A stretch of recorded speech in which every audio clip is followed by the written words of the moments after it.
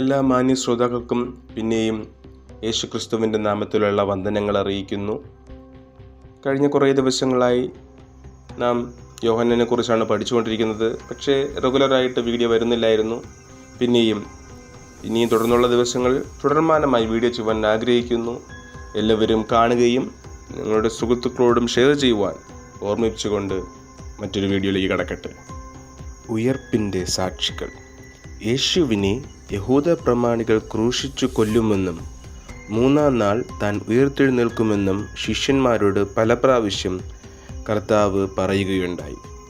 എന്നാൽ ശിഷ്യന്മാർക്ക് അതിൻ്റെ പൊരുൾ ഗ്രഹിക്കുവാൻ കഴിഞ്ഞില്ല. ക്രൂശിൻ്റെ അരികെ നിന്ന ഏക ശിഷ്യൻ യോഹന്നാൻ മാത്രമായിരുന്നു.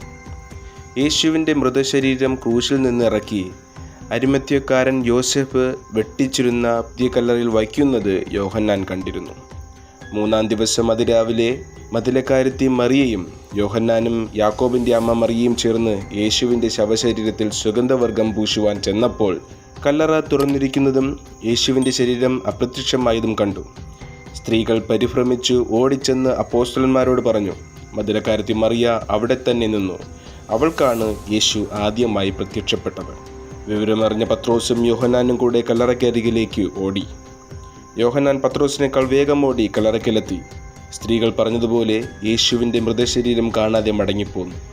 മറ്റ് അപ്പോസ്തലന്മാർ ആരും കല്ലറയ്ക്കൽ എത്തിയതായി രേഖപ്പെടുത്തിയിട്ടില്ല. എന്നാൽ അന്ന് വൈകിട്ട് തോമസ് ഒഴികെയുള്ള 10 പേർ ഒരുമിച്ചുകൂടി വാതിലടച്ചിരിക്കുമ്പോൾ യേശു അവരുടെ മധ്യത്തിൽ വന്ന് നിങ്ങൾക്ക് സമാധാനം എന്ന് പറഞ്ഞ് അവരെ ധൈര്യപ്പെടുത്തി. അങ്ങനെ ഉയർപ്പിൻ്റെ സാക്ഷികളാകുവാൻ യോഹന്നാന് അവസരം ലഭിച്ചു.